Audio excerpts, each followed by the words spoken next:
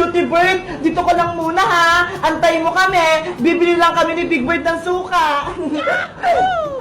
Bilisan mong bumili, Bebang. Maambon sa labas. Baka mabasa ka pa. Opo, Nay.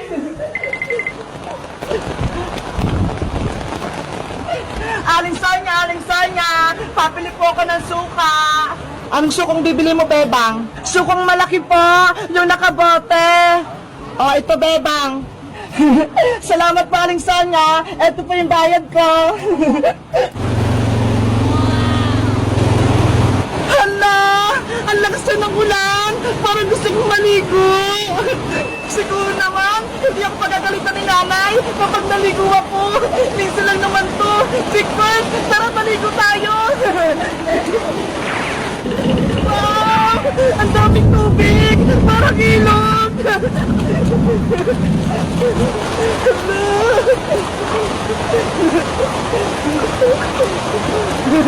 Ang saya! Ang lamig ng tubig! Ngayon na lang ulit ako nakaligo ng ulan! Ang lamig-lamig! Nasaan kaya si Princess? Para may kasama akong maligo! Siguro, hindi siya pinayagan ni Aling Tere! Kawawa naman siya! Nasaan na ba si Beba? Kanina pa yung bumili ng suka ah! Ang tagal naman niya! Hala! Yung suka ko! Nabitawan ko! Ay, suka! Bumalik ka dito! Suka! Suka! Bumalik ka rito! Malalagot ako kay nanay!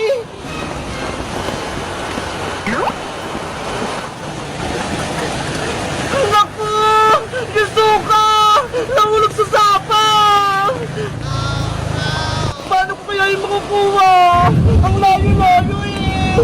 Baka mahulog pa ako! Bebang! Nasaan ka na? Nay! Nandito po ako! Anong ginagawa mo dyan? Bakit basang-basa ka? Ba't ka naligo? Kasi po, Nay! Ang lakas ng ulan eh! Ang sarap maligo!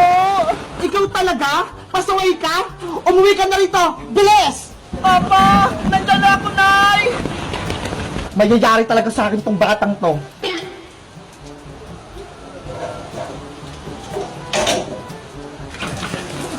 Ano kaya sasabihin ko kay nanay? Yung suka, wala na.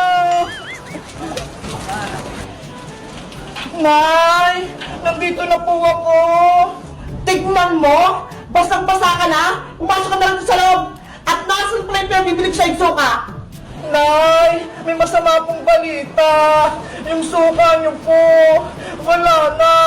Nahanap na sa sapa. Ano? Nawala? Paano nangyari? Nabitawan ko po kasi. Nahulog sa umahapos na tubig. Kaya ayun, napunto siya sa sapa.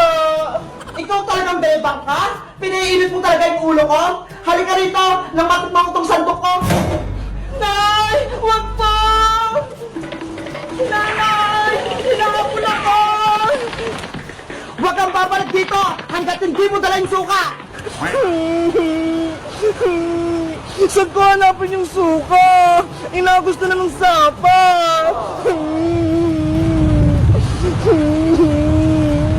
Guys, pinagalitan na ba kayo ng nanay nyo? Dahil naligo kayo sa ulan? Kasi ako, nagalit si nanay eh!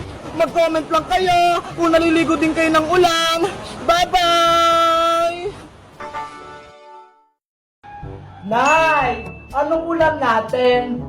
Oh, ito. Pinagtintong takis ka, Bebang. At ingat ko sa pagkain. Matinig pong tilapia. Wow! Ang sarap naman yan! Yahoo! A few inches later. Nay! Oh, no! Nay! O, ano yung Bebang? Natinig po ako! Diyos mio! Sinabihan na nga kita kanina para hindi ka matinig. Saglit lang. Kukunin ko lang yung pinag kong saging. Wow! O ito, Bebang. Para sa itong saging, lulukin mo para matanggal yung tinik.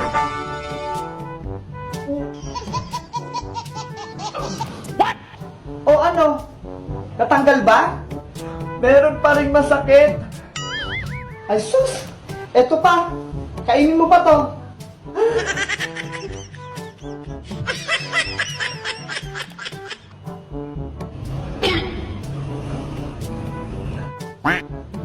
Meron pa din na, hindi pa rin natanggal. Oh, no! Naku naman! Saglit! May kukunin ako. Ibuka mo yung bibig mo, Bebang. Dali! Susukutin ko lang yung tinig sa lalamunan mo. Ewan ko lang, di pa yung matanggal. Ah, wala naman sa lalamunan yung tinig eh. Akala ko ba na tinig ka? Opo. Eto oh. Sa paa na apakan ko.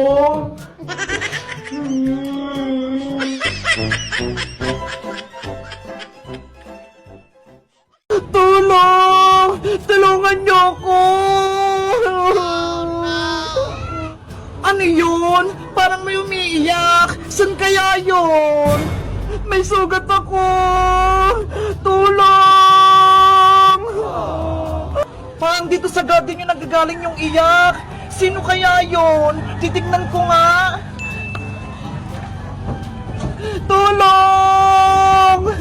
Saglit lang! Nandiyan na ako! Naku! May kakaibang nilalang! Isa siyang tao! Dapat hindi niya ako makita! Sana hindi niya ako makita dito! Nasaan na yung umiiyak? Bigla siyang nawala! Pusa kaya yun o aso?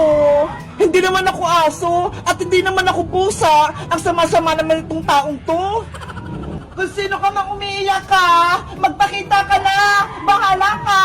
Hindi kita tutulungan! Nasaan kaya yun? Kanina ko pa siyang naririnig umiiyak eh. Kawawa naman siya. Teka, mukha naman siyang mabait ah. Sa kanya na nga lang ako hingi ng tulong bago pa ako maubusan ng lakas. Ayaw mo talaga magpakita? Lalabas na ako! Hindi na kita tutulungan! Saglit lang tao! Tulungan mo ko! Ah! May kanto! Takbo! Hoy! Hindi ako maligno, no? Huwag mo akong takbuhan! Tulong! May maligno dito sa garden! Hulihin natin! Natakot siya sa akin! Dapat hindi siya makatakas para hindi siya makagawa ng masama.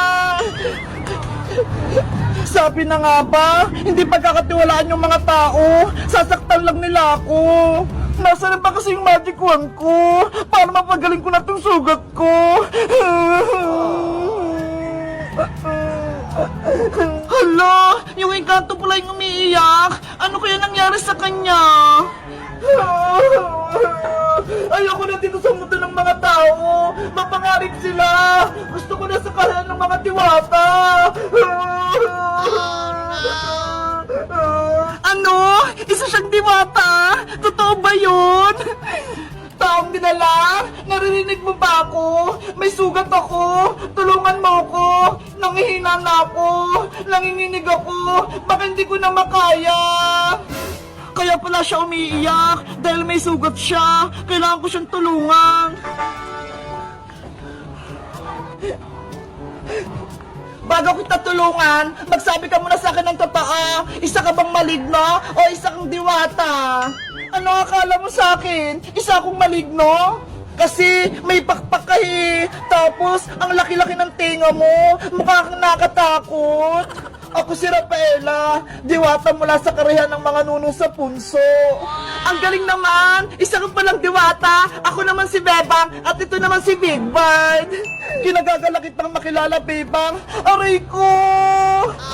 Ano nangyari sa'yo, Rafaela? Bakit ka may sugat? Kasi may mga malignong humabol sa akin. Gusto nila akong hulihin. Mabuti na lang nakatakas ako. Pero nagkaroon ako ng mga galo sa katawan. Ganun pala nangyari sa'yo. Wait lang, kuha ko ng gamot sa bahay para gumaling ang sugat mo. Salamat sa pagtulong, Bebang. Bigyan mo rin ako ng tubig kasi nauuhaw na ako eh. Sige, antay mo ako dito ah. Guys, sa tingin nyo, tutulungan ko ba si Rafael ang diwata? Mabait kaya siya? Mag-comment lang kayo para sa part 2. Bye-bye!